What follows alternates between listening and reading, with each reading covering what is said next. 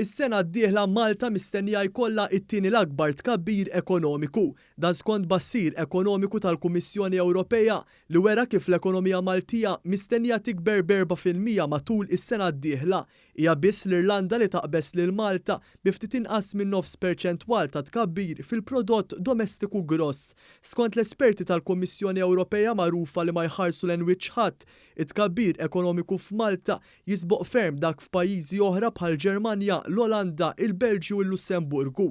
Fir-rapport tagħha l-Kummissjoni Ewropea qalet li l-ekonomija ta' pajjiżna din ir-rebbija mistennija tikber b'4.2% u tkompli tikber b'4% oħra is-sena d-dieħla.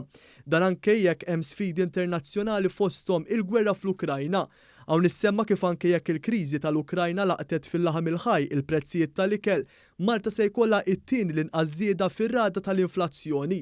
Intqal li wara d-daqqa tal-pandemija Malta rkuprat b'mod qawwi u ferm aktar minn mistenni fejn is-sentiment pożittiv fost il-konsumaturi jispikka. Il-Kummissjoni Ewropea notat kif ir-rata tal-qatt ukoll se tibqa' stabbli u baxxa ħafna. Hawn nissemma kif il-Gvern Malti appoġġja mhux ftit lil min iħaddem u lil familji u salva l-impjiegi biex fl-2021 sena li fiha l-imxija kienet magħna, ir-rata tal-impjiegi fil-fatt żdiedet b'1.6%. Issemmit ukoll id-deċiżjoni tal-FATF f'Ġunju fejn f'Marzu li għadda intqal ċaru tont li Malta ħadet il-passi kollha meħtieġa biex tindirizza strateġikament ir-rakkomandazzjonijiet li sarula. L-esperti tal-Kummissjoni Ewropea li joħroġ rapport fuq kull pajjiż inutaw ukoll il-qagħda fiskali tal-Gvern u ntqal kif id-deficit kompla jonqos. Intqal li d-deficit inħoloq anki għax il-Gvern ħareġ ħafna flus biex kien ta' spalla waqt pandemija. Hawn saret osservazzjoni wkoll li wara l-pandemija il-Gvern xorta qed iwieżel lill-familji u lin-negozji, partikolarment fis-settur tal-enerġija wara żieda fil-prezzijiet madwar l-Ewropa, iżda f'Malta dawn baqgħu stabbli u molewx.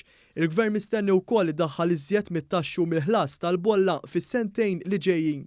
Dan f'kuntest aktar nies jaħdmu prattikament inqas minn 1000 ruħ fuq ir-reġistru tal-qatt ta' Jobs Plus. Dan apparti li d-dejn tal-Gvern imqabbel mal-prodott domestiku gross se jibqa' taħt is-60% meta fi żmien Gonzi PN fl-2011 fi kriżi finanzjarja ħafna iżgħar id-dejn kien jaqbes is-70%. Intant brabta ma' dan iċ-ċertifikat pożittiv ieħor tal-Kummissjoni Ewropea fuq il-medja soċjali, il-Prim Ministru Robert Abela innota kif dan ir-rapport jitkellem b'mod ċar dwar kif Malta se tibqa' għaddejja f'mixja ta' tkabbir ekonomiku.